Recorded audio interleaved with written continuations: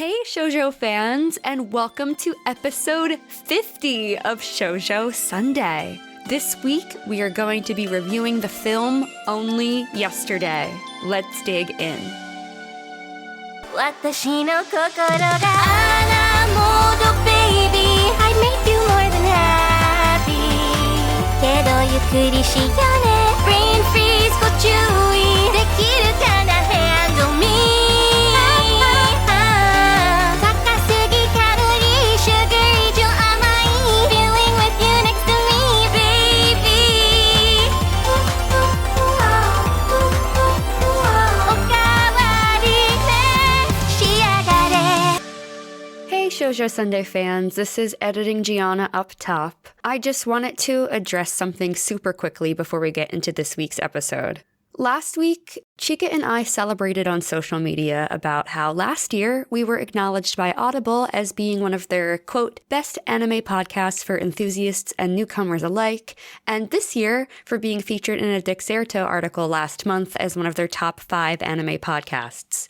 As exciting as this is, our outward celebration of recognition of our hard work resulted in some review bombing, which affected our perfect 5.0 score on both Spotify and Apple Podcast. I know we ask at the end of most of our episodes to rate us 5 stars on Spotify and Apple, but this week it would mean a little extra to us if you took a second to give us a 5-star rating if you're enjoying the podcast. Chika and I put so much heart into what we do. All we truly care about is diving as deeply as we can into the media we love and sharing in that love with all of you. The only podcast we're in competition with is ourselves, to keep getting better at what we do and integrating new ideas. Thank you for hearing us out, and thank you, as always, from the bottom of our hearts for your support and sharing in the magic of shoujo with us. Now, let's get to the episode. So Chika, we made it to 50 episodes of Shoujo Sundae. How do you feel? I feel so many things. I'm very proud of us. Yes, I'm very proud of us for making it to 50. What a nice milestone to get to. Mm-hmm. I hope you guys have been, enjoying all of our content and that you loved our Fruits Baskets finale. Oh, yeah. I love Fruits Basket. Oh, I miss it already. Yeah, I'm so sad that it's done, but it's okay. Those reviews will always be there. Right. It will always be there. Plus, we just did season 1, guys. Yeah. So, eventually we're going to go back. Yeah, definitely. That's definitely not all we have to say about Fruits Basket. Yeah. But with that said, speaking of a lot of emotions, yeah, we are diving into the film Only Yesterday. In 1982, Taiko Okajima is 27 years old, unmarried, has lived her whole life in Tokyo, and now works at a company there. She decides to take another trip to visit the family of her elder sister's in-laws in the rural countryside to help with the safflower harvest and get away from city life. While traveling at night on a sleeper train to Yamagata, she begins to recall memories of herself as a schoolgirl in 1966 and her intense desire to go on holiday like her classmates, all of whom have family outside of the big city. At the arrival train station, she is surprised to find out that her brother-in-law's second cousin Toshio, whom she barely knows, is the one who came to pick her up. During her stay in Yamagata, she finds herself increasingly nostalgic and wistful for her childhood self, while simultaneously wrestling with adult issues of career and love. The trip dredges up forgotten memories, not all of them good ones, the first stirrings of childish romance, puberty and growing up, the frustrations of math and boys. In lyrical switches between the present and past, Taiko wonders if she has been true to the dreams of her childhood self. In doing so, she begins to realize that Toshio has helped her along the way. Finally, Taiko faces her own true self, how she views the world and the people around her. Taiko chooses to stay in the countryside instead of returning to Tokyo. It is implied that she and Toshio begin a relationship. And that is our soft serve summary. Chika, do you have any themes? It's like a combination. Or not a combination. I think I sort of have 2, but one of them's like a quote as well. Okay. So one is, let your inner child lead you to your heart's desire. I love that so much. Thank you. Beautiful. The second one is a quote from, oh my gosh, Taiko? Taiko. It sounded like Taiko in the film. Taiko, so it's a quote from her, and she says, "My 5th grade self is telling me to try to find a new way to fly." Oh, that's so beautiful. Oh my goodness. Yes. This film was great. I mean, not to spoil it, but it was great. It was. Kudos to Dawn from Anime Nostalgia podcast. She said it was like her favorite, and then I was just like, I'm intrigued. And now we're finally going over this. Yes. What are your themes? So I just have one theme. It's our childhood truly shapes our personality and how we view the world. Yes. But I liked yours better. No, I like yours as well. Oh, thank you. Do you have any sprinkles on top? Well, the opening song, it's so funny. So the opening song is called Ai wa Hana Kimi wa Sono Tane, but it's a Japanese translation of an English song called The Rose by Amanda McBroom. Interesting. Right. So I was just like, wait, what? So I went and listened because I was just like, why is this so complicated? And I was like, wait, there's an English? They translated? So I listened to Amanda McBroom's version, which I wonder why they picked that one because I saw that there were other covers of it. I don't know if she's the originator, but basically it's like talking about love and how it's similar to like a flower blossoming. It's very beautiful. And I was just like, I see it. I see it for the song. It's kind of like the way that this movie is, you just get to see how Taiko grows as like a girl and how she becomes the woman that she is. Yeah. And so in that, it's like seeing like a flower bloom as well. Mm-hmm. And then there's like love in between that. You know, implied with Toshio, but then also like in her childhood too. Oh, I cannot wait till we get to that part of what you're. Anyway, yeah, in her childhood too, and it's like very beautiful. I was like, oh, okay, I like that. Yeah, I think that's a great comparison. We really are just watching her blossom into this wonderful young woman. My notes for the music is, as always, kind of just on the vibe. The piano that starts as the film is opening just like scratched my brain in all the right places. I just immediately felt calm. I unclenched my jaw. I unclenched my abs. Just instant relaxation. It really, really set the mood for the peace of this movie. Yeah. To be honest, you guys, like, because I don't know where to put this, and I don't think that it fits in Banana Split. But, like, if you guys remember when we reviewed Whisper of the Heart, when we started reviewing it, I feel like Only Yesterday is the movie that I thought Whisper of the Heart was going to be. Wait, I was kind of thinking the same thing when I was watching it. I'm like, it's like kind of like almost adult version of Whisper of the Heart. Yes. In a way. I don't know why I'm feeling this, but that's what's making me feel. Yes, because like when we were watching Whisper of the Heart, I have a distinct memory of talking about how like the opening song is Country Roads, right? Like, oh my God. And I remember us talking about, I was just like, okay, well, so if it's Country Roads, right? If that's the song, I thought that Shizuko was going to go to the countryside and like find love in the countryside. Like I just assumed that's what was going to happen. Mm-hmm. That's so funny. So yeah. Like when I was watching when I was watching Only Yesterday, I cannot tell you how much I started tripping out because I was just like, wait, this is what I thought was going to happen. Right, this one is literally Country Roads Take Me Home. Quite literally, yeah. And it has similar themes too. Oh my gosh, it's so... Anyway, yeah. Sorry, I'm like... I started getting super like elated, you guys. But yeah, similar themes. No, I feel it the too. The feelings. I was just like, oh, okay, yeah. My first sprinkle on top is that Nanako is voiced by Laura Bailey, who is the voice of Toru Honda. It literally took me one sentence for me to be like, that is Laura Bailey. I'm so glad that directly after Fruits Basket, she has this little cameo in this. Right. Everything is always connected, you guys. Yes. Everything. For sure. Yeah. And then outside of it, it's just like, I think that happened the last time too. I feel like every time we like end up watching something, there's like a voice actor or voice actress that's sort of connected to the next thing that we're like reviewing, which is nice. Yeah, yeah. And we also watched the dub, guys. Oh, yes. Because I rented this through YouTube. Yeah. So it was like, here's the dub. I'm like, okay. Same.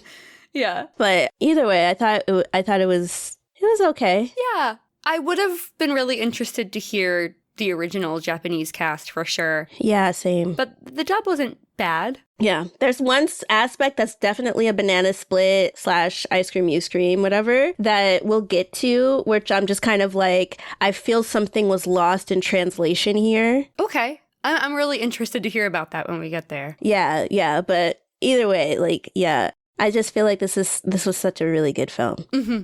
Do you have any other sprinkles on top?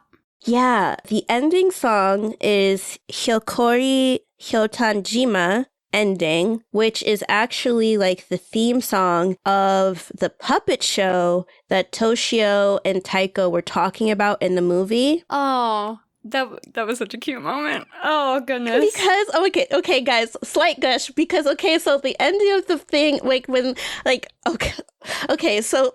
I know, it's like we keep going in circles. It's just, there's so much to say. The ending of the film where it's like her inner child was like encouraging Taiko to go back to the farm and just be like with Toshio and to like live this life that she wants. And like you see her inner child and her her classmates too from when she was her 5th grade self, like encouraging her. And then one of the things in the movie was them bonding over the fact that they both watched this puppet show. And so I love the fact that like when her inner child encourages her to go back and to be with Toshio and they're like finally meeting up together and driving back and all that stuff, that the song that's the ending is like literally from the TV show that they both like happily bonded over in the film. It's so, I just love that. I love that. Yeah. Yeah, just another absolutely beautiful touch on a beautiful film. Yeah, it just made me so happy, y'all. Like, anyway, I think the rest of the sprinkle on tops that I had were just quotes. Okay. So one of them, which is true, is maybe it was Nanako that said this, was, Taiko, you sure hang on to things, don't you? Mm-hmm.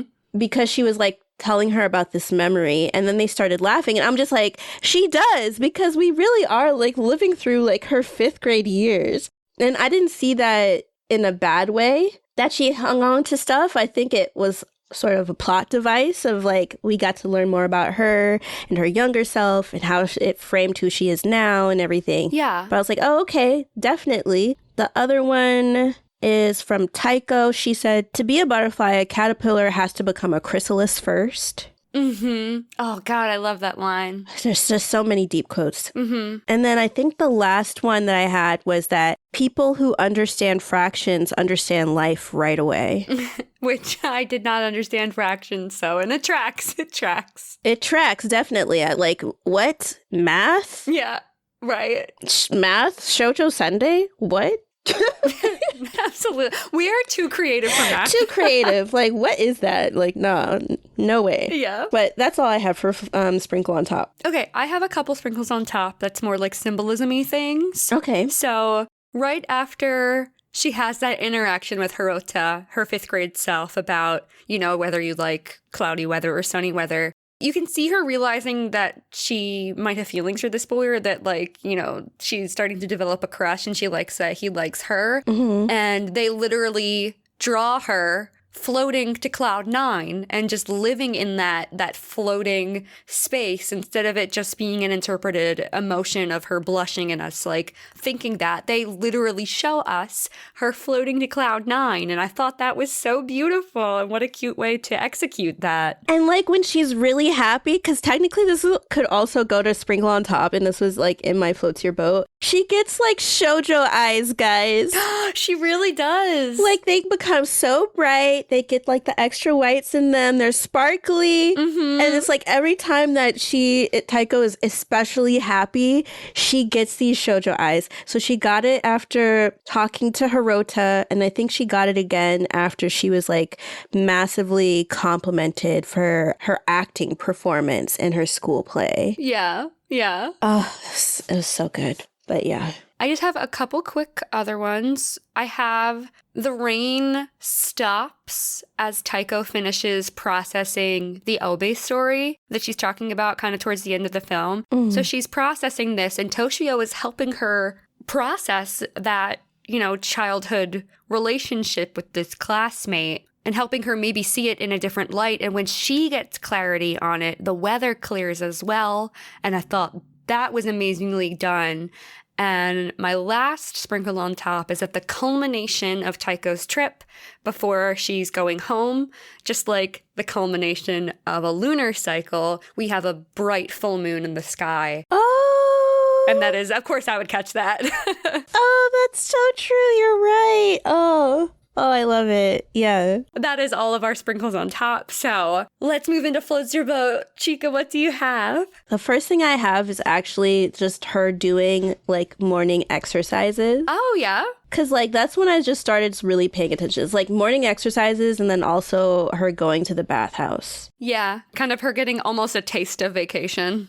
Right. Her mini taste of vacation. I guess just to go more into the bathhouse thing, I liked that even though her family couldn't do exactly what she wanted by going to the countryside, they still were able to go and visit this bathhouse. And I'm just glad that they still were able to give her something to look forward to. Yeah. And just seeing like her being happy and just going from one bath to the next bath to the next bath was like fun. Yeah, she was so curious and adventurous. Yeah. So my first Floats Your Boat is kind of silly. Watching Nanako slice the pineapple was so satisfying. Yes. Ghibli just knows how to capture the essence of food perfectly. Yes. I was just like, why are they so fascinated? And then I was like, oh, maybe that's the first time they got like pineapple like imported. Mm-hmm. And so like for a fruit to become like a family event was like so interesting to see. Yeah, it really was. But then at the same time, it was just kind of like, oh, I think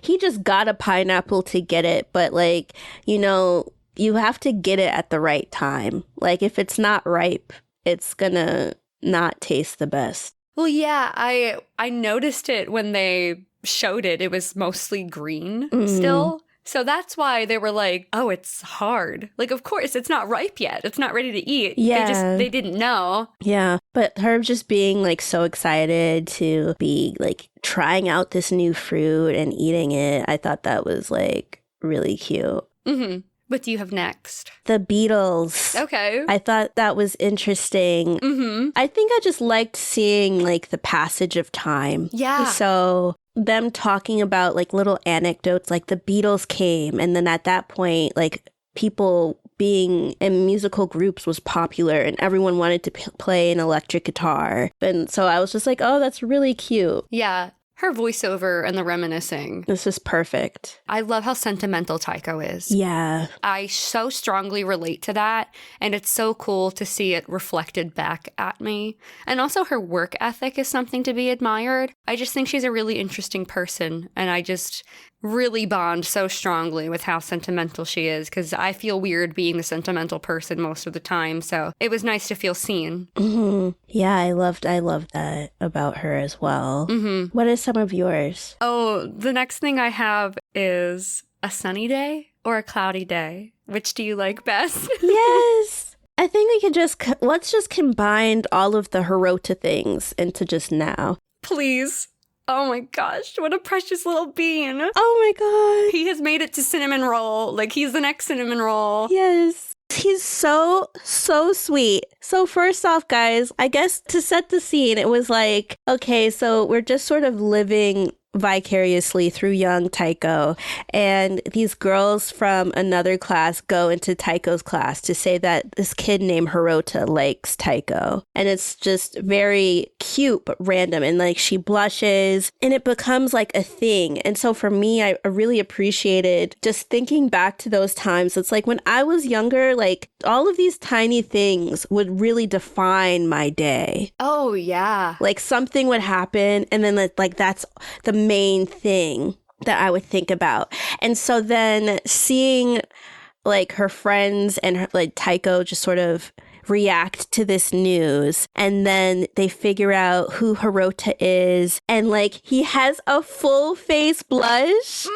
I love full face blushes. It's so adorable. So cute. And then they had a baseball game. I loved the baseball game. Yeah, because I was just like, this is very cool because, like, why is a baseball game like a class event? Right. I love that everybody was there to support their classmates. Yeah. And also, I feel like it was a very good representation of what a childhood baseball game is like, because I grew up around a lot of athletic kids and I went to games and was also forced to be part of games, and I think that the energy was captured really perfectly. Yes, and like you could see like each like side was like cheering for like one another. Mm-hmm. And like they even teased Hirota to like try to take him off his game, like Taiko's watching. Yeah. And then he blushed again. Oh my gosh, I love his full face blushes. It's so cute. So sweet. Yeah, but either way, like he showed out, like he won.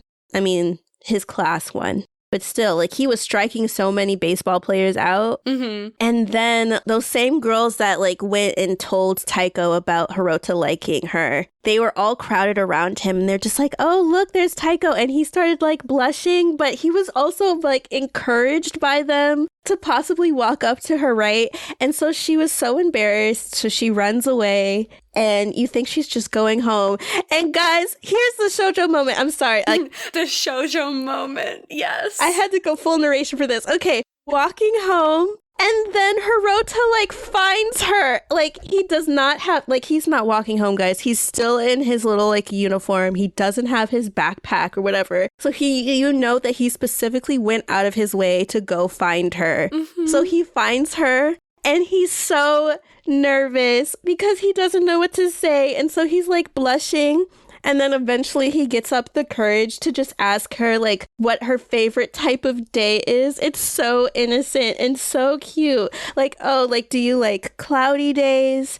Do you like sunny days? And then she, like, thinks about it. And then she's just like, I like cloudy days. And then he's so happy that she even responded. And he's just like, oh, I like them too. And he's really happy. And then, oh, they're just like, because they're like babies. And so then he just runs away, but he's so happy. And then she's like super happy too. Oh my gosh, guys. Right. That's when we get her literally floating on cloud 9. Yeah. Oh my God. What a beautiful sequence. Perfectly representing childhood friendships, childhood interactions, and childhood crushes. Yeah. It's so well executed. This film is gorgeous. I could scream it. Guys, like, I'm telling you, like, my face hurts from smiling. I was smiling the whole time I was gushing out this, like, reiteration of this, like, scene. Like, yeah. Oh, it was so nice. Right. Like, the awkwardness was there, but it was so sweet and so cute. Yeah. Just adorable. So the next thing that I have is when Toshio and Taiko pull into the countryside. I'm just recognizing the art of the film. We see these fields, flowers, and a beautiful bright blue sky with fluffy white clouds. It's just an absolutely breathtaking shot when they pull in. Yeah, it's so pretty. And like well, not in Japan, but I saw like rice fields when I went to Indonesia a couple years ago, and they are really pretty, y'all. Like when you just kind of stand and you're looking around and you just see all the greenery and stuff, it's really pretty. I actually realized my next note is also about the art, so I might as well just lump them together. There's a sequence after her first day of picking the safflowers that we see dew on the vivid yellow flowers, and there's bees and butterflies fluttering on and between them. The art is just breathtaking, truly. It really is. Eye-catching, just gorgeous. You get to feel so many different feelings when you watch Ghibli films, but it's like, I love like when we get taken into nature like this. Yeah. What have you got next? My next thing is back to Taiko's childhood. Okay. I thought it was so cute, but then also just funny, like the covert conversation on periods and like pads and stuff. Ooh, okay. I have a lot about the period stuff in Banana Split. I compartmentalized it. Okay. It's like before they start introducing the boys or whatever to the topic, and it's just like the girls in that little circle. and they're all talking about it, but not saying like what it is. Yeah. It just reminded me of like when I was that young and like I think I gave it to my cousin.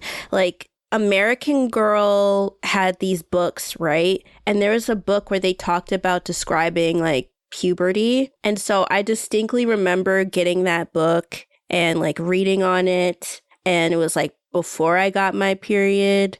And then eventually I had to talk to, my mom told me about the birds and the bees and all that. And it just reminded me of that time. And so I was just like, I was nostalgic because I was like, oh, yeah, because, before you get a period, like you think it's such a big deal. Like, oh, I'm so grown up. Oh, for sure. For sure. Yeah, it was really nice seeing all the girls support each other and kind of talk through it because it's a confusing thing to hear is going to happen to you. Right. And it's like you hear that what's going to happen, but you don't really know what it feels like until it comes. And then there's so many different feelings that you experience when it first happens. Yeah. Yes, definitely. My next thing is just a quote. I just have Taiko thinks to herself, in one of her voiceovers while she's working on the farm. I'm tired, but in a deeply satisfying way. Yeah. I love that. That is how you know that you love what you are doing. Yeah. I think that alone, if this film went on longer, I'm sure when she gets older and she thinks back in hindsight, that her having that thought will probably be something that she realized made her know she wanted to stay before she even really knew she wanted to stay. Yeah. Yeah. Definitely. This is such a good film, especially like if you are, I think it's a good film for anyone, but if you're like older, you're in your like 20s, late 20s, I feel like this movie hits the spot in different ways. Oh, it does. It really, really does. Yeah, because just thinking about finding work, I think it's a blessing to have a job and you love it so much that you are satisfied by the end of the day. Like, this is what I was meant to do. Yeah. Yeah. And so seeing Taiko being able to interact with that thought and just have those feelings, it's really gratifying. Definitely. I liked, and then I compartmentalized again. So this is sort of back to the period thing. I liked that the girls started hitting the boys with brooms. Yeah, honestly. Yeah, this is like, you're going to get a face full of dust. Like, leave my skirt alone. Like, I'm defending myself. So I like that. Yes. And I also put that Rie, who's the girl that Taiko like sat with when she got that like cold, and they weren't doing PE. I thought she was being such a good sport about the fact that she has a period and then people were trying to make fun of her, but she was so confident in herself. Yeah. I think honestly, Rie is a good indication of like what you ideally want your children to be like, right? Or at least a parent-child relationship. You want to make sure that your child is so confident that when they are experiencing like certain things, that even if someone makes fun of them for it, that they're able to live through that. Not just live through it, but that they're still confident anyway. And I feel like her mom built Rie up to the point that even though people were like poking fun at her getting a period, she was just like, oh, well, my mom says it's a natural thing. And that's just how it was for her. So I really like that. Yeah, Rie knows not even her truth, but the truth about periods and her body and what's going on with her, and whether or not the boys understand or care about that isn't her problem. And I love that she grasps that so young. Yeah. And it's like she just knows that what she's going through is nothing to be ashamed of. And so I was just really glad to see that in her. Definitely. Yeah. I just have a wholesome moment from pretty late in the film Taiko and Toshio are bonding over that song about always looking ahead to tomorrow. And it's such a cute moment when they're bonding over the song. There's nothing like watching two people bond over something very niche that only they get. And there's like an electricity between them. And you could kind of see it between Taiko and Toshio. Mm-hmm. And the young girl, I forget her name. Same. And okay, I'm glad it's not just me. And they're quoting it. And she's like, "You're crazy." And that was just so wholesome. And also a very good seed being planted, or kind of like the opening song suggests about something blossoming. That's that happening right there, I think, personally. Yeah. And I mean, and the song that they're bonding over is the ending song, too, of the film. Yeah. So it's just, it's so beautiful seeing how happy like they were and thinking back on their memories and being connected like that. And I wonder how old Toshio is, actually, because they brought that up, that he was younger than her, but it's like, by how much? I doubt it's much. Right. Not to jump into other segments, but... We don't need it, yeah. Right. Yeah, I don't... Maybe I'll wait. I don't know. Because, I mean, they're knocking her age a lot. But so he can't be that much younger. Right. Because men can be however old or young they need to be, and it's fine. Right. But women, whoo. As long as it's not illegal. Yeah. Yeah. No, of course. I mean, he's obviously, I think, in his 20s. But definitely. I'm just more talking about the discrimination of women aging versus men. But yeah. That's another segment. Yeah, for sure. What else do you have in Floats Your Boat? The school play. So it was so cute to see Taiko being really excited about it. And like you could actually see all of the women in her family were like encouraging her performance and how well she did and how all these people liked it, to the point that somebody wanted her to be in the college play. And then, guys, okay, because every time we watch it, everything is fucking connected. So then one of her sisters said, oh, maybe she can join Takarazuka, which is the theater troupe that Togeki Shoujo is based on. Yes. Guys. And potentially the Zuka Club as well from Oran. Right. Everything's connected. All connected. The Shoujo-verse grows. The Shoujo-verse grows. I was so happy, y'all. Like, because I heard it.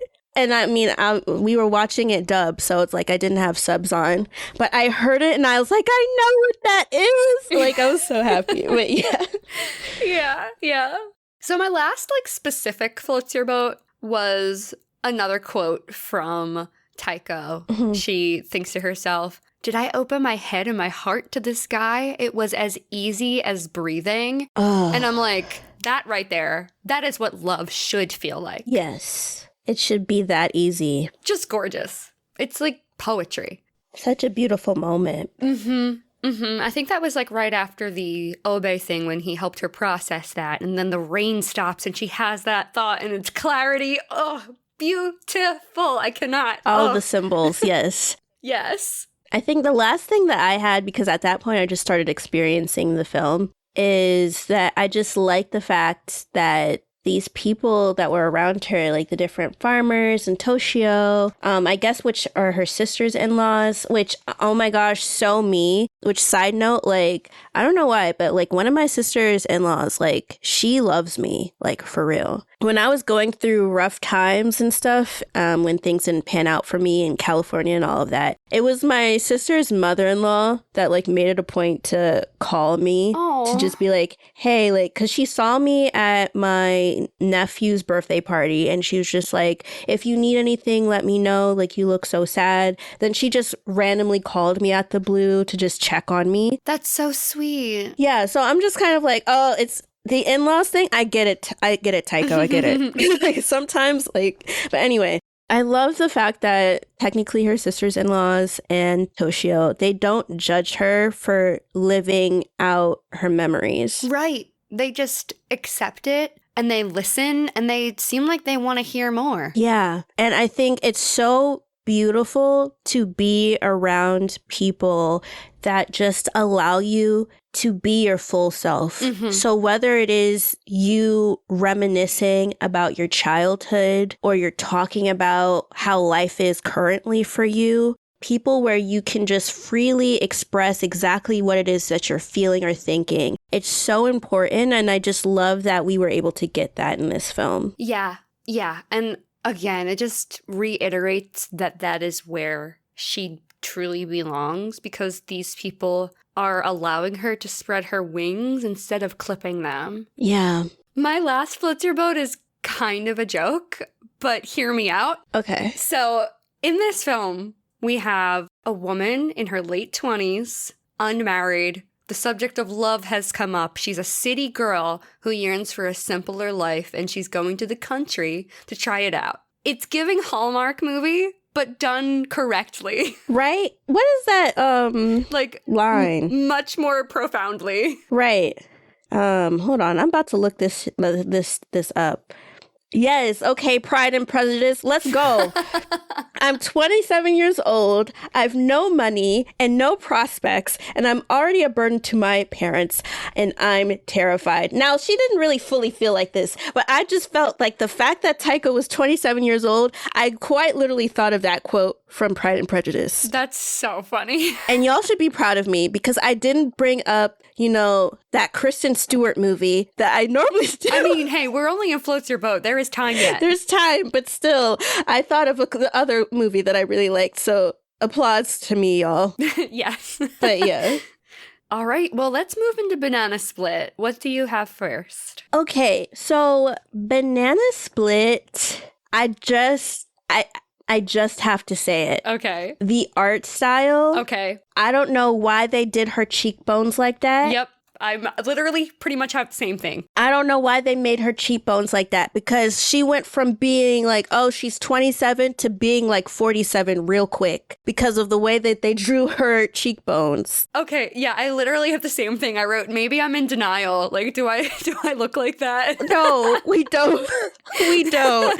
And it's like, I don't know if it's just because, like, when you think of the 80s and like you look back at photos, like sometimes people that were like older looked like they were older. No, that's true. That is like a thing, and I don't know the science behind it. Like, people our age were already dressing like they were dads and moms and had the dad stomach and like the haircuts and whatever. Mm-hmm. And I don't know why. And that's why it's just like Banana Split, because I mean, I don't know if it's just a reflection of like, like back in the 80s, like when you were 27, you looked like a hard 27. But yeah. Either way, I was just kind of like, oh, her cheekbones are throwing me off, because it's just like, how old are y'all really? Yeah. Yeah. All right, I have like a paragraph, so Okay. bear with me. I feel like I might say that a couple times for this review. So it's about the period stuff. Okay. So it's really interesting to see how the taboo of girls getting their period is explored in the film. Mm-hmm. I think the main reason why this is Banana Split is the fact that it is this secret taboo thing that the boys shouldn't know about. And also that the nurse was selling sanitary products instead of providing them for students. That irked me. I think that the girls, as we touched on, the girls' conversation about being prepared and not being embarrassed and supporting each other was so great. But I think the showcasing of how unfortunately stigmatized having a period is, it was a little uncomfortable to see, because it's the ugly truth of how having a period is. Yeah. I think that Studio Ghibli did a great job handling this subject, because it is still a touchy subject. Boys and girls being talked to separately about periods is part of the problem, however. It's like this secret burden for the girls to carry and the boys not to understand and to mock. And I think that everyone should be taught about periods and the entirety of a menstrual cycle and what to expect. I think it's useful for everyone, regardless of gender or sex, to know whether you want kids, you don't want kids, or you just want to understand hormones or yourself better. That's that on that. I fully agree with you. Yeah. I think this was even different from like our experience when we were learning it. Yeah. I don't know if I'm going too forward with that with you, but I feel like everybody sort of learned the same shit at the same time. Yes and no. I do remember having separate conversations where like the girls had a conversation with the teacher and the boys did. Oh, okay. I remember us all reading from the science books together, but I can't really remember a lot of the specifics because it was a while ago. Right? Which that was an aside banana split that I had, which it's because I didn't know where else to put it. I was just like, oh, Taiko is lucky to not have depression fog because I do not remember like a good chunk of my life. Oh. And here she is like living out her, when I was in 5th grade, X, Y, and Z. And I'm just like, what was I doing? But yeah, I think, well, maybe I don't remember it being even separate. I don't remember my experience being separate, like learning about that, even when I was in elementary school. But I think it was just interesting. They decided to focus on periods. I think what I would have remembered more, but they didn't do it, is if they were talking about like genitals and stuff. Because that was a thing of like, oh, girls were learning about girls, guys were learning about guys, but then girls learned about guys with other girls, and then guys learned about the girls with the other guys. And I do have a memory of just being like, you have a penis. Like, in the weirdest way, I went to an all-girls high school. I remember learning about the male reproductive system in high school, but I don't remember learning about ovulation and menstrual cycles. I'm sure we did, but like I don't know if like why I only specifically remember learning about like the male reproductive system. Like that's weird. Yeah. And then on top of it, because like my mom's in the medical field, so like I was learning about shit, but that's more of a negative, y'all. So like everyone else probably had a more graceful, like, oh, like the birds and the bees and the trees and this and that and everything. And then my mom's just like the horrors of this. This is what an STD looks like. And I'm just like, what is this? And it's like, I'm very young, and it's like, was this really the right time to talk to me about STDs? No. Yeah, that's a lot. No, I do not want to see the horror stories. And she used to get these magazines where it's like the worst of the worst of people's like medical symptoms. They had pictures of it. Oh my God. That's a lot to tell a kid. Yeah, so maybe that was part of my depression fog of why I don't remember shit. Oh my God. I'm glad that they talked about it, and I do feel like, people making fun of it was like a thing. Yeah. And I agree with you putting it in banana split, because it's like otherwise, like, I mean, there were parts where it's kind of like irritated me. Yeah. Which could be like, oh, ice cream, you scream, but yeah. Yeah. So, Toshio, I think Dave Patel was a choice. Yeah. It was kind of weird to have one person with a British accent and then no one else. Like, it was such it was a, I say it's a choice, and I don't really know if it was the right choice. Yeah. But it's a choice. And I was kind of confused because, I mean, I know how difficult it can be, I guess, when it comes to casting for something like this. And so if they're on the countryside, you would think they would talk with a more country accent. Mm-hmm. But everyone's country accent is not going to sound the same. And so it's like hard. So it's like I understand why the people in the countryside, they just talked how they normally talked, because you can't get everyone to pick up the same dialect. But him being so wildly different, I was just like, what? And so then I was looking at it and I'm just like, okay, is Dev Patel's accent, because I could not remember all of his deets. I was just like, is it a British accent or is it an Australian accent? Because Australia is near Japan. So I was just like, is that how they're doing? Either way, it was a choice. And so sometimes it took me out a little bit. I'm not going to lie. Yeah, no, same. Yeah, but I wasn't firmly like, oh, I'm against it to put it in like ice cream, you scream. I was just like, that's a choice. Mm-hmm. And then I think, oh yeah, the dad. Okay, so Taiko's dad casually smoking in front of the family.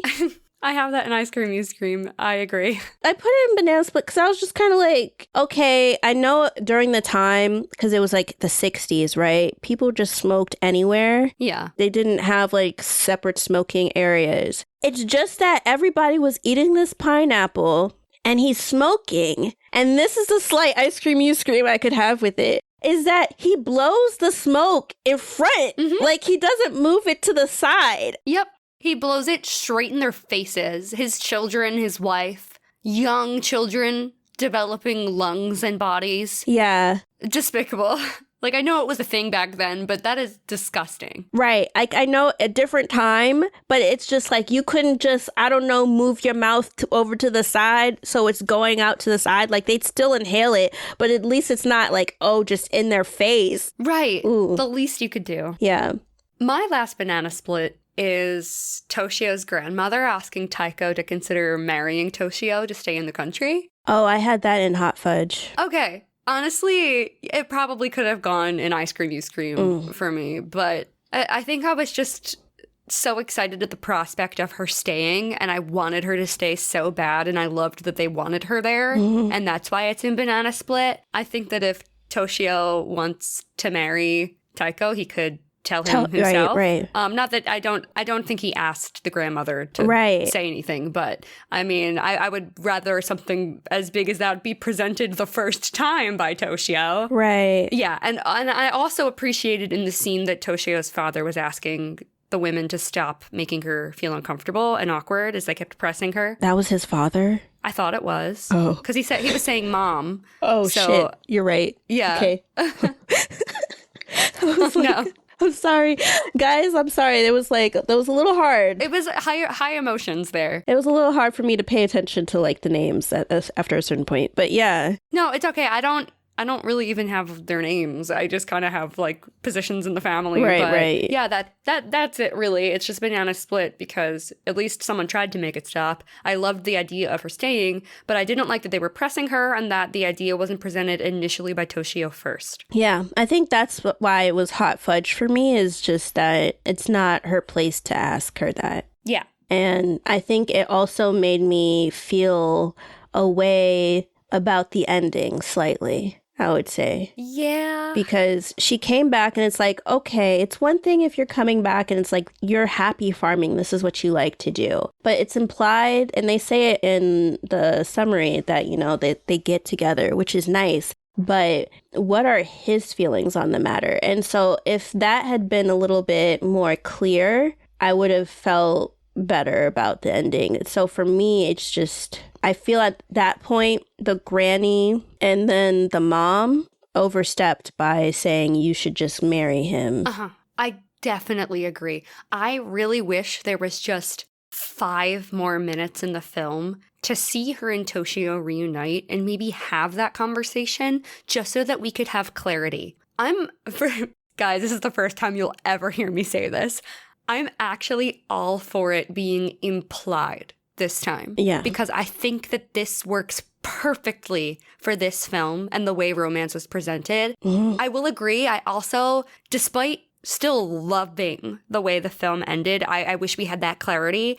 And also, I can't help but think that Taiko is a natural people pleaser. Yeah. I know that she wants to be here and she's never felt, more accepted and free, and like she feels that deep satisfaction at the end of the day after farming. But at the same time, like, she knows that they want her here and like maybe she could marry Toshio. Maybe it would be content. So like I didn't know if like there was a part of that people pleaser in her or that settler in her that prompted that, but I don't think that's the case, but it's just a thought that I couldn't help but have. No, you're right. I think the same thing as well. Just thinking about how everything panned out, I think because Toshio doesn't outright ask her to marry him, then the next thing that you could be happy about is that, she likes doing this work and it makes her happy to do this work. And that could be it, then instead of just sort of going off of what everybody thinks she should be doing by her age, the sticking point is her deciding, no, I'm going to do what makes me happy. And if along the way, then I find love doing that, then that's great too. Yeah. Yeah. Yeah. But yeah, I agree that she is a people pleaser in that sense. Because you see that when the mom... where did I even put that? Yeah, I have something about her people pleasing in Rocky Road coming up, so. Right. Either way, like when she tried to eat more because her mom told her to eat more. And then she said that she was a goody two shoes. Yeah, she says that a lot throughout the film. But maybe it's just like with this and the way that it ended, she's still choosing herself and choosing what she wanted to do ultimately. But yeah. I truly think that she is. Yeah. Do you have any more banana split, or was that it? I think the last one I had was a quote from Toshio because I wasn't sure how to feel about it. Okay. I feel like it's wrong, but I don't know. Like Toshio said in the car when they were talking about Abe that girls are always blind to the love of boys. Mm-hmm. I think it's the other way around if we're generalizing. Yeah, that's why I was just like, I feel like that's a lie. I think. No, yeah. We see that shit coming a mile away most of the time. Yeah, for the most part, yeah. I think it's the other way around. Wait, it's also that women are blind to the love of other women because we just don't. Are you being nice to me or do you like me? Like, right? Oh my gosh, yes. The bi dilemma. Yes.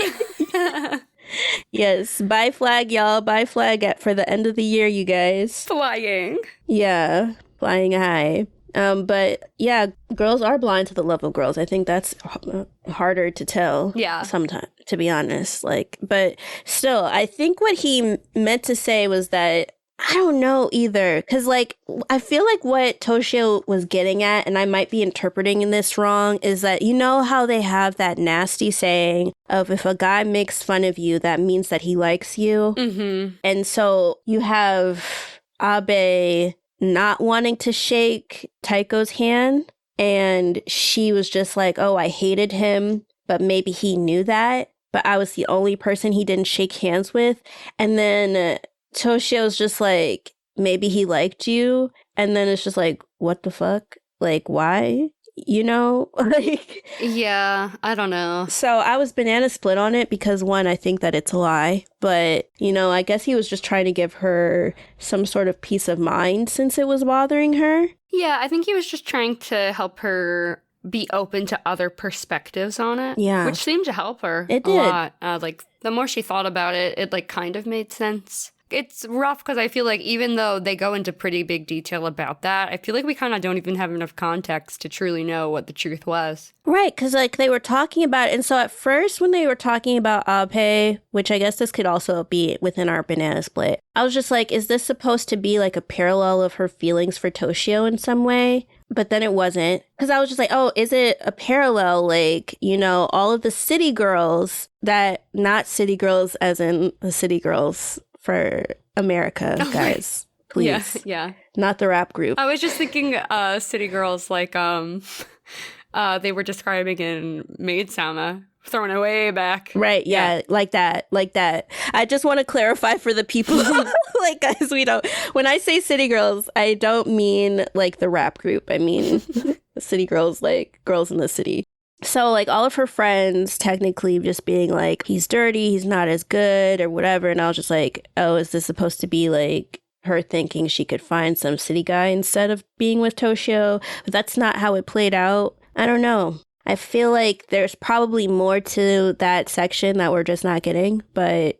Yeah, I wonder if, on a rewatch, it might feel more cohesive because you are kind of blindsided by suddenly it's the Abe story and this takes up a good chunk of the end of the film and where is this coming from, where is it going, what does it mean, what is its purpose? So maybe on a second watch it would bring more clarity. Or honestly, I know that there are probably some people listening who are big fans of this film, as are we now. Feel free to use that podcast discussion channel in our Discord because I'm sure Chika would too. We would love to talk to you about this film in our Discord. So if you have any insight on the Abe scene and the backstory and your interpretation of it, please let us know in our Discord. Yeah, please do. I just feel like there's probably something there that I'm missing or that we're missing. Yeah. Yeah, so that's all I had for Banana Split. Okay, let us move into Rocky Road. I literally have tissues just in case. So my first Rocky Road is pretty obligatory, very sad for little Taiko who wants to go on a summer vacation like her friends but can't. Yeah. I mean, it sucks. You want to be like everyone else. Yeah. So. Yeah. The first thing that I had for Rocky Road is the safflower story where Toshio first picks Taiko up and then he's talking about how the farmers that picked the safflowers, originally were too poor to wear the rouge that came from it. Yeah. It made me really sad because I was just like, you can't partake in, I guess you have to sell it, but still, you can't partake in wearing rouge. And when they talk about rouge, that's blush, right? Yes. Okay. That's what I thought anyway. Because I was like, rouge, red, okay, are they talking about blush? Then when they started, they made like the paste, it reminded me of like lipstick. And so then I was like, oh, is this lipstick stuff? But okay, we'll go with blush. Yeah. Yeah. But yeah, I was just kind of, I felt bad because I was just like, dang, And then also that just them talking about the downfall of agriculture and it's like they're smiling. I was like, that's a choice. I mean, we talk about traumatic things and capitalism laughing, so maybe they're just doing the same thing. True. So my next rocky road is Taiko people-pleasing by eating the pineapple when she doesn't like it because she asked for it, it was expensive, and nobody else liked it. You can see how pained she is when she's eating it, but she feels like it's her responsibility to. Even though her family did tell her to stop. They're like, oh, like if you eat too much, you might hurt your stomach. Yeah, they tried to give her an out, but I think that she just felt like she was responsible to do it because they made a big deal about how expensive it was and then nobody liked it. Yeah. The next thing that I have, I don't think I have it written down, but I should have, is that scene where Taiko got a bad grade on her fractions test. Yeah. And then her mom is arguing with her sister Yaiko and then like yells that Taiko's not like other kids. Yeah, I have that as well. Yeah. That was really, really sad to overhear. Because how do you process that as a kid? Like, what does my mom really think of me? And she's also overhearing them, like, a scene later, her sisters and her mom talking about how Taiko fell down the stairs in her walker as a kid and it probably affected her brain. Like, this is, like, traumatizing to overhear. Yeah, definitely. It just reminded me of my childhood, guys, which I guess this isn't like TMI or whatever, but I guess it is sad. So I guess trigger warning for sadness. But okay, when I was younger, when I was in class, I just couldn't get the information like everyone else was. And I think it's because like the way the teachers were doing things, they would explain stuff. They would say, oh, do you get it? Everyone would say, yeah. And then you didn't actually get it. Right? Or like for me, I didn't get it. I was just saying yes because everybody else was saying it. Yeah. And so it started messing with my grades. So I was demoted to the slower learning class. So it's like the class where people with like more developmental issues like we're in, people with Down syndrome, slower learning, just whatever. I was demoted to that for like maybe a year or two. And like, I don't know what my parents said. I think they said something and I was like so heartbroken, And since my parents had me at a like older age, right? I think my mom was in her late 30s or something. I used to tell myself, I'm not as smart as everyone else. Like, that's why I'm not in like regular classes. Like, I'm like scrambled eggs, which is actually fucked up. But I legitimately had those thoughts like when I was like in elementary school and everything. And then eventually, like, I mean, in that class, because they were paying attention to each child, I excelled. Because, okay, somebody's paying attention and making sure that I'm retaining the information. And then I was like, oh, I'm not stupid. Oh, okay, like I'm getting good grades.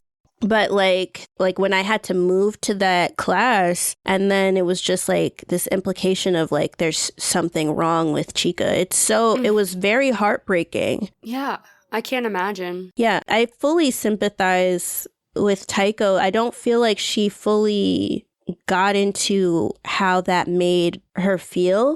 Or maybe the movie didn't go into like how hearing something like that made her feel. But it was very rough to just see that and then remember all of the things. Yeah. Do you have any more rocky road? I think 2. I do too. I have a long thing about the end of the movie, and then honestly, my other one, which is obviously before the end of the movie, I think that would lead into Hot Fudge. So, ooh, okay. I have the end of the movie as part of the end of the movie as well, and then I had Taiko's dilemma on, like, after she left the house when the granny said she should marry Toshio. Okay. What about that? So I think Taiko's internal dilemma on should she marry Toshio, and then just feeling as if, like, you know, she goes over to these farms for the summer and she helps out, but that's not like the same, right? Like, they were just suddenly asking her or putting these ideas in her lap, like, you could come and you could marry him. But her coming for the summer is not the same thing as, like, what a farmer truly experiences. Yeah, I loved that she recognized that. Yeah, like, and so she's thinking about it, and I was, like, emotional because it's like, you want to do the regular thing, but it's not an easy decision to just make. She hasn't experienced the hard winters or, like, the difficult times. Toshio talked about the fact that, yeah, like, he farms, but he also works at a ski resort during the winter. And so that means, like, there has to be another way, another method of them getting money somehow during that time, because it's not like bills stop. Mm-hmm. And so just kind of seeing her, like, wrestle through that in the rain, I was, like, emotional. I felt emotional for her because it's like, that's a lot to just suddenly ask somebody, you know, like, oh, well, you like it so much here, you can marry him. And it's like, it's not that simple. Yeah, definitely. Yeah, that didn't make me emotional, but it was an intense scene for sure. I loved that she recognized that essentially her privilege of being able to come and go and play farmer, and she didn't quite fully understand what that meant and the depth of it. It's really interesting to just watch her process this in real time, essentially. Yeah. My last Rocky Road is another bit of, it's a bit wordy again, because I was just like writing this out as I was processing the end of the film. So Taiko gets on the train, and when she stands up, I'm like, is she going back? And I literally moved to the edge of my seat, and then, like, she starts heading back to the farm, and I just start ugly crying. Oh my God. I'm like, because all these thoughts start rushing through my head. I'm like, can we talk about how profound it is that this woman processed her childhood and listened to herself truly and deeply? Not being a goody two-shoes, just feeling in her own heart about who she is and what and who she loves, and deciding to follow that path. It was the best for her, not for anybody else. And she finally did something purely for herself. And, like, I am crying at this point. Right. Oh my gosh, I actually had to sit at my desk and have a good cry for a few moments before I could carry on with my night after the film ended. It is pure art and poetry. It's a brilliant coming-of-age story, and I love that it is about a 27-year-old and not a 16-year-old, because you can come of age at 27 too. Like, you're on your own timeline. You're not too late. You're right on time. Ugh, Yeah. I'm crying. Yeah. Oh my God. No, I, like, cried too at the end. Guys, I can't really express to you because, you know, I mean, by the time this episode goes out, we're both 30. Oh my God, stop. I'm going to cry more. Oh my God. We're both 30. But, like, you just go through so many different life experiences, and sometimes they can be so bad that it feels as if that inner child that you had just died. And you're just going through the motions. So seeing Taiko not only just relive her memories, like the happy moments, the bad moments, but in embracing who she is and what she wanted, her inner child comes back and, like, physically, like, holds on to, you see it at the end, holds on to her arm and encourages her to get up. And then she gets up and, like, and it's not just like her 5th grade self. It's all of her classmates too. And they're so excited, and they, like, go out, they go into the next train, and she calls them, and they're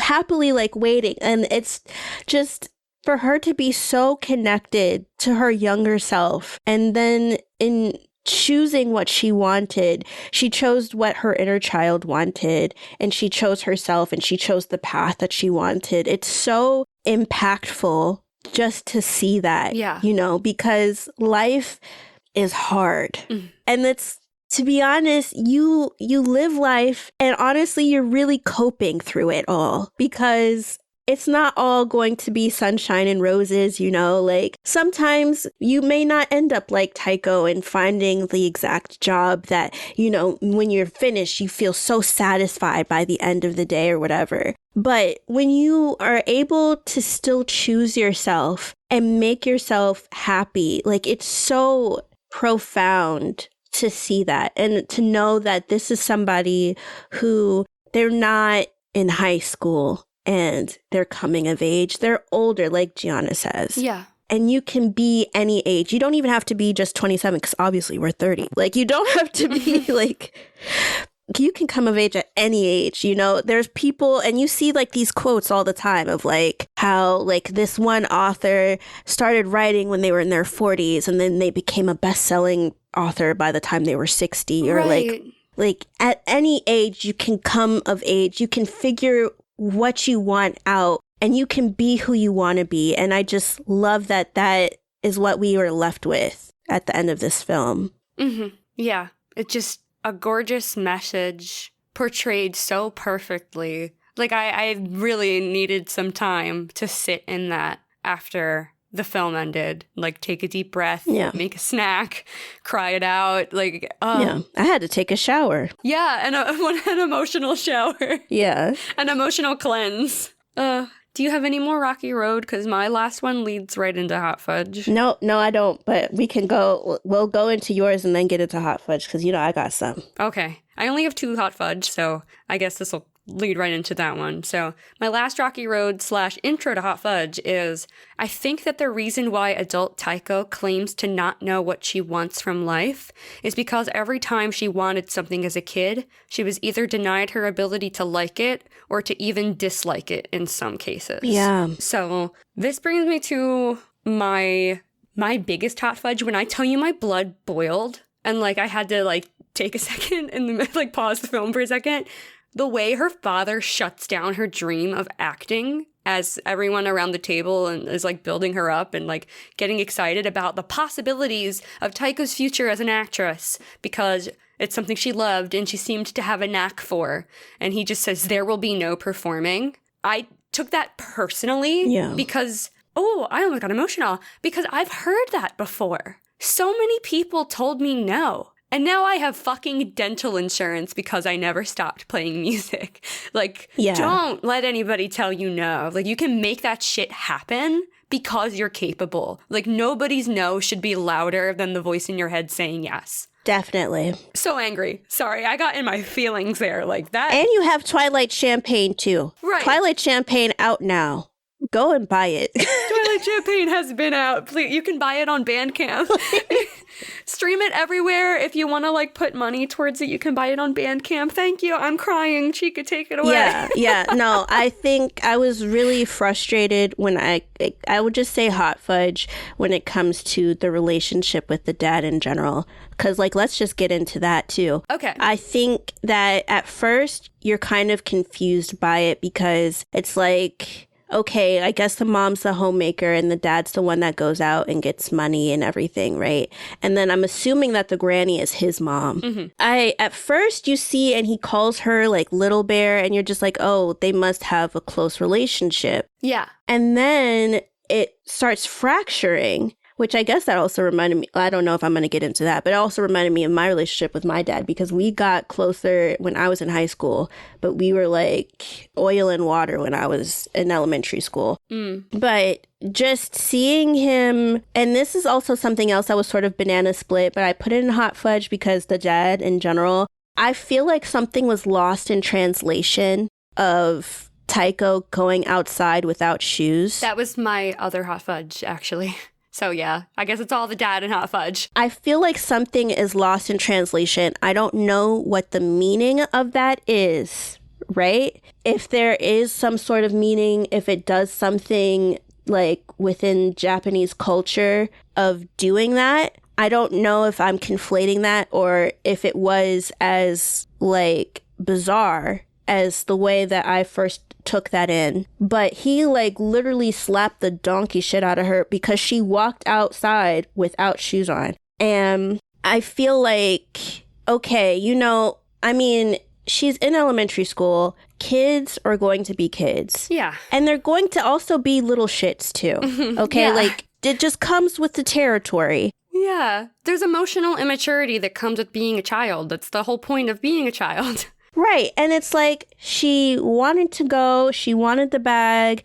She didn't want the bag. She thought it was just going to be a special moment between her and her parents, which kind of just signals to you how rare it is that she just gets one-on-one time with them. And it's not like a family thing. And so there were so many different things to that. But then for him to just haul off and just slap her, it's like, why? What was the purpose? Yeah, I mean, it wasn't even like a light thing. She was talking about how her face was stinging, like prolonged after that. Yeah, which I mean, oh my gosh, so many so many childhood moments. I mean, that also happened to me too. I mean, they're not going to go to jail. Oh, I'm sorry. But like that happened to me as well, where it's like I got hit in the face so badly I couldn't go to school the next day. But like, oh my God. I actually did something bad though. So, I mean, it made more sense. Although it was still kind of fucked up because, like, why would you hit? Like, anyway. Yeah. I don't think anything excuses it. But yes, anyway. Right. Like, raise your kids as you want. Just don't abuse them. But still, like, when it came to the slap, because of the fact that it just seemed so light, I felt that something must be lost in translation here. Like, there must be some meaning to her doing it, because otherwise, him hauling off and slapping her like that does not make sense to me. And I feel like there was really no redemption for his character either.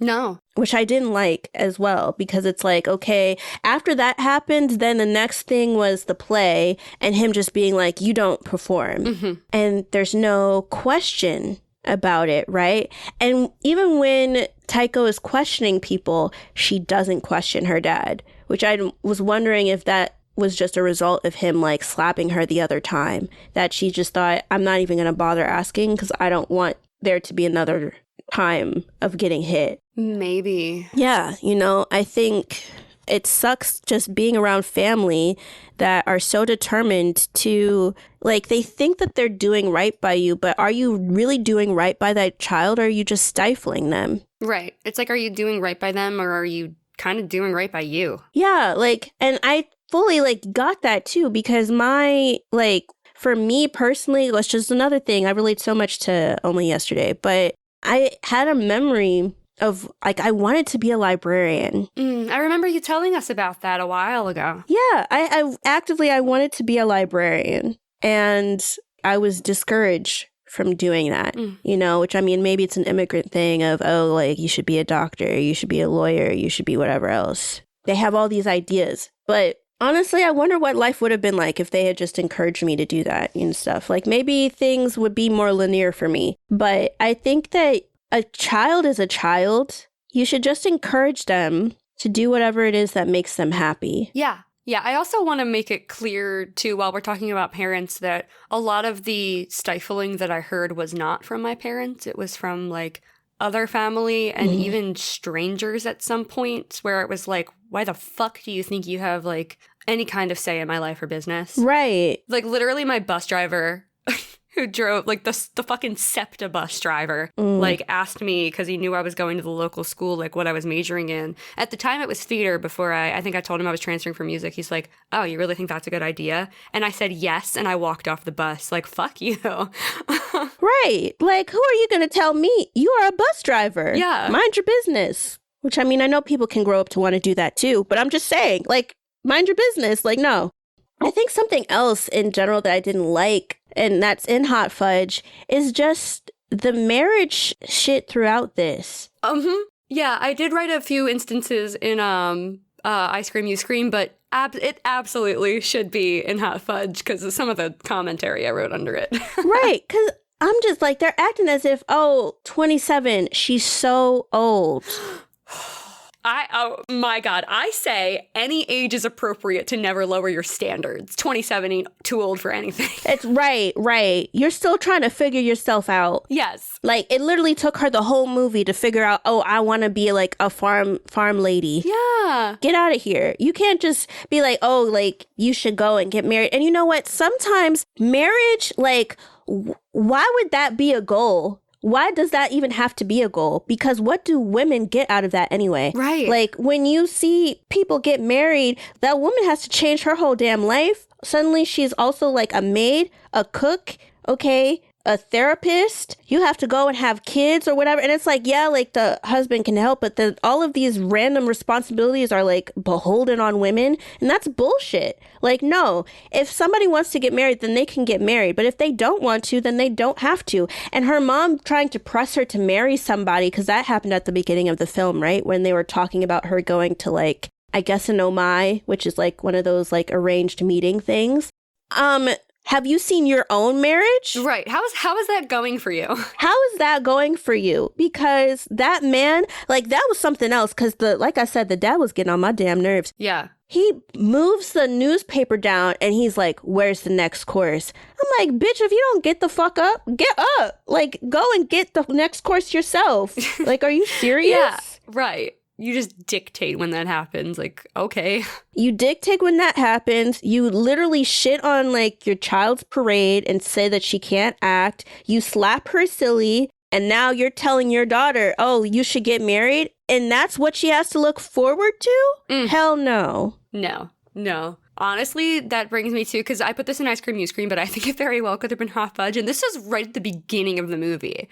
So luckily it didn't turn me off to the movie. When her boss is like, oh, you're going to the countryside for 10 days. Is it because you broke up with your boyfriend? Can a woman not just want to relax in the countryside or work in the countryside for 10 days to get away with it having nothing to do with a man? Right. Like, can it just have nothing to do with a man? Right. Twins, because I also had that in Ice Cream, You Scream. Right. Oh my God. It honestly, like, it reminds me of an interaction I had with a hairdresser back in like 11 years ago or something, like 10 years ago. I had never gone to this hairdresser before because my usual lady was out for that month. So I saw some new girl who had never been there before. And she's like, oh, are you changing up your hair because of a breakup or something? Just completely unprompted. I have never spoken to you before. Like, bitch, maybe I just wanted to try out bangs. How about that? You know? Right. Maybe wait until the conditioner's in to start asking personal questions. Right.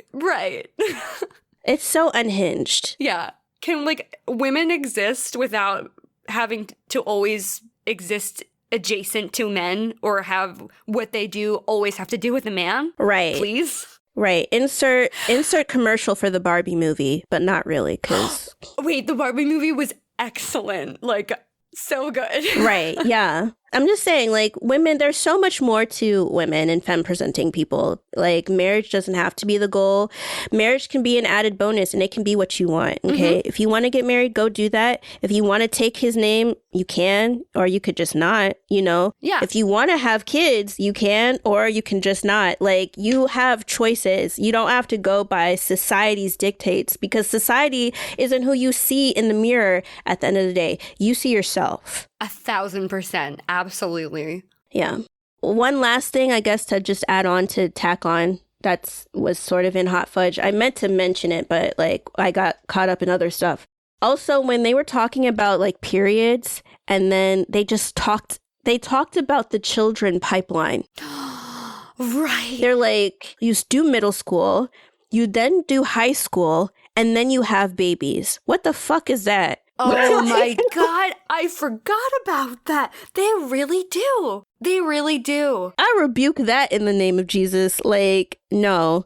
Because people say this, and they say this all the time, right? I think they still say it now, where you should have kids when you're younger because you'll have more energy. And then by the time they're like ready to be out of the house, you can go and do whatever it is you want to do. But the thing is, when you have children, you're going to be a parent for the rest of your life. Yes. It's not when they turn like 18 that you stop being a parent and it's like, oh, I'm going to go travel here, I'm going to do that. No, they're going to need you for the rest of your life. Yes. So it doesn't really matter when you start having kids.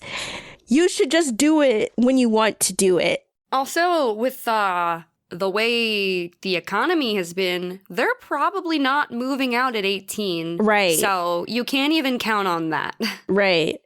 Insert me. Right. I moved out at 29. Yeah. You know, or 28. However, yeah, I guess at 28, I moved out right before I turned 29. Yeah, I moved back in when I was like 28 or, yeah. I think I moved back in, like, and I was a staunch, I'm never going to move back in, but then it was the pandemic and all that. And guys, I am working on moving back out, but still. Right. Like, life happens. Life happens. You are going to be a parent. When you have a kid, you are going to be a parent forever, unless you decide not to have kids, like me.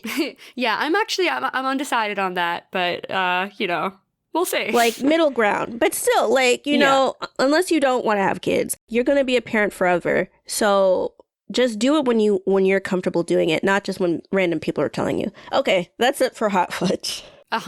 Definitely. Okay, so I Scream, You Scream. My first one is about Taiko's childhood. She's trying to tell her mother about how her essay was being lauded by her teacher, but all her mom does is scold her about how she didn't finish her lunch and that she's too picky of an eater, and that it would be better if she was a girl who ate what she was given and not bragged about her essays. Like, how about you find vegetables and healthy food that the girl likes and be proud of her schoolwork instead of scolding her for just not having the same taste buds as you? Right. Actually, it's just really, like, crazy priorities. Like, you should eat more. Like, what? Honestly, it's, like, great that she's encouraging to eat, I guess, if we're gonna, like, really, really, really, really deeply compartmentalize, but, like don't also, you want her to be good? Right. Be proud of her for her schoolwork. So if here she is being happy about being good at something, and you're focusing on, like, the negative things. And honestly, I really, really fucking hate that shit, too. In general, if you're a parent, you should be doing what you can to uplift your child. Don't breathe negativity into them, because then when they go out in the real world and then they're getting all of that negativity, you're just setting them up to be broken by other people because you didn't decide to make your child confident. Yes. Definitely. Also, this reminded me, my parents luckily never made us sit at the dinner table and finish what we had. But, like, my mom would just kind of figure out what we liked and made sure that she kind of stuck to those things. And because she, as a child, who I guess was growing up in these years that Taiko is growing up, was forced to sit and eat stuff at the table. And she hated that, so she didn't want to put us through that. And I appreciate that. Right, yeah. We all ate at different times. So I mean, the only time we ate together, it's like Thanksgiving, to be honest. Oh, wow. So, okay. Yeah.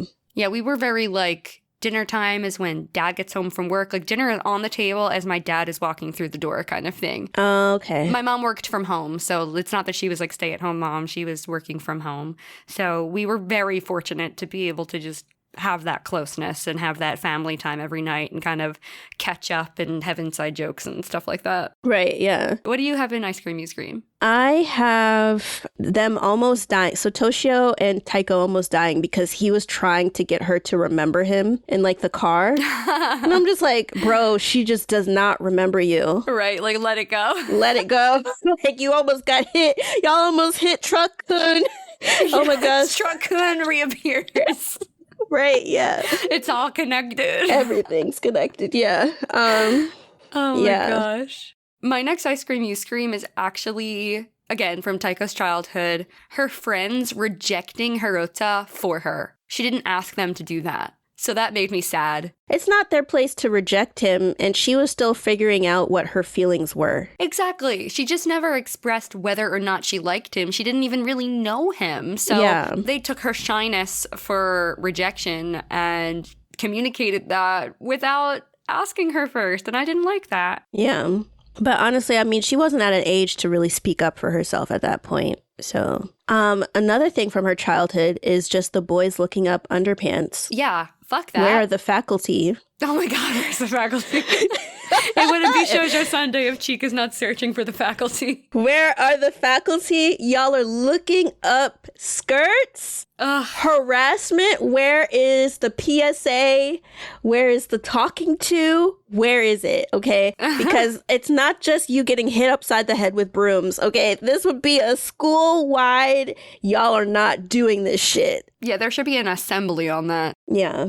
I have the sister Yaiko. is just so mean. And I didn't even elaborate on it. She's just so mean to her sister, and I don't like watching it. Yeah, I only have sisters, so I just... Yeah. I resonated with it. Not Yaiko being mean, but Taiko being affected by the meanness. I was just like... Yeah, I have 2 older brothers, and we all got along pretty well, so... I don't have this kind of relationship with a sibling, so it just made me really sad to see. I mean, it's not that it was all bad, but like the cattiness was real. Yeah. The last thing that I had is Toshio, when he asked her, why haven't you gotten married? Yeah, I had that too. I wasn't sure if we were just going to lump that into all the marriage stuff in Hot Fudge earlier, I think it was. Yeah. Yeah, no, I hated that. That was a terrible introduction to the character. I hated it. I was just like, why did you ask that? And then I was looking at her and I was just like, Taiko, why didn't you ask him? Like, that's what I thought too. I'm like, is she going to ask him? And she didn't. She didn't. And I was so disappointed. Me too. It's like him asking and her not asking him back. I was like, I scream, you scream that. It says, Taiko, come on, stand up. Yeah, yeah. But that's it. That's all I had. Okay, I just have one more I scream, you scream, and it's going back to the theater thing. Okay. So there's a lot of backhanded compliments that happen at the dinner table when Taiko is asked to be in the university play. Yaiko's like, so you finally found something you're good at. And then the grandmother adds, yes, so much better than studying math. Like, can we all just shut the fuck up and say, good job, we're proud of you, you were good enough to be asked as a child to be in a university play? That is a super big deal. Yeah. And then she's recounting as she's an adult that when she was in high school and she joined the drama club, that, oh, Village Child 1 was a one-off and she wasn't good at theater anymore. Of course she wasn't good at theater anymore by the time she reached high school. She had her heart ripped out instead of being able to hone the hobby. This makes me so angry. I don't know if I've ever been so angry on Shoujo Sundae, but like, oh my God, the stifling of this young child's dreams infuriates me. Yeah, I just think they should do more to reinforce her, you know? Yeah. I think she would have been better at it if they allowed her to do the college play. And I mean, it's good for public speaking and you don't always have to be good at math. And if these people are just talking about the fact that you go from middle school to high school to just giving birth, then why not let her be good at fucking good plays? Right. If she's going to have all that free time before she's a mom or whatever, like, I don't know, like, let her have some fun. Right. Yeah. Yeah. And if she's good, she could carve out a career. Like, everybody calm down. Honestly, yeah. Oh my gosh, but I think that's it for Only Yesterday. It is, it is. Wow. Oh my gosh, I mean, if we could do final thoughts, but it all just wraps up into this film being a wonderful piece of art that moved me so deeply, made me recount so many things of my own past, and gave me a really good cry. It just made me feel so many things, and I'm glad that we were able to experience this together and, you know, just... do what you can to keep your inner child alive and happy, y'all. Yeah, that is so important. I think it's vital and essential to be in touch with your inner child and your free spirit and to just let yourself be you and have that be okay and enough, because it is. Yeah. All right. Well, with that was episode 50 of Shoujo Sundae. Thank you so much for tuning in with us. This was a very special episode. If you would like to keep up with us during the week, you can join our Discord server. The link is in our bio across social media, which you can follow at Shoujo Sundae across all platforms, including Threads and Blue Sky. So you can find us literally everywhere. And if you would like to keep up with us individually, I am Giana Luna. You can follow me at Giana_Luna_ across socials, and you can stream my debut single, Twilight Champagne, everywhere. And if you would like to buy it, you can donate with your download on Bandcamp if you're feeling inclined. How about you, Chika? Yeah, you guys can find me at Chika Supreme. That's Chika with a K and not two C's. We are on, both Giana and I are on Blue Sky. Yeah. Twitter, if it's still around, Instagram, TikTok. But yeah, thank you guys. Yeah. And you can also join our Patreon. We're doing a lot of cool stuff on our Patreon. There's also some free goodies with some of our tiers if you sign up. So I want to just take this opportunity to give a little shout out to our patrons. For our Sprinkles patrons, we have Akemi, Pete, and PJ. For our Whipped Cream patrons, we have Mary and Mark M. And for our Hot Fudge patrons, we have Mackenzie, Aaron, AJ, and Mark D. Thank you so much for being our patrons. Yeah, thank you. And with that, we will see you in February with something brand new. We will see you then. Bye.